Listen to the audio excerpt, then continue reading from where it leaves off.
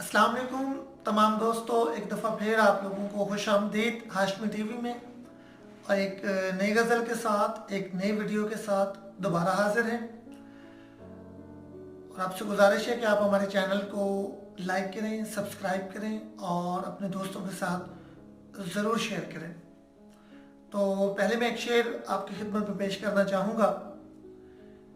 तू लाख जलाता रहे मेरे खतूत, तू लाख जलाता रहे मेरे खतूत, लफ्ज खुददार हैं पाँव न पड़ेंगे तेरे।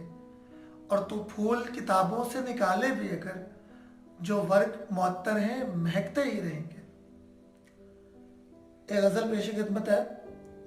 एक उम्र हुई तुझसे शनासाई है गुर्बत, तू मुझको बड़े प्यार से रास आई है गुर्बत। एक दिल है कि दर्द के दरबार का हातिम, एक जिस्म के तेरी ही पजीराई है गुर्बत।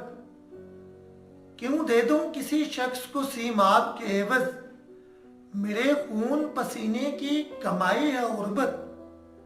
और मैं जीस्त की राहों में अकेला तो नहीं था, मेरे साथ बहुत दूर तलक आई है गुर्बत। और जब भी सोचा है तेरे वस्ल के इम्कानों को, आंखों में लहू बन के उतर आई है गुर्बत।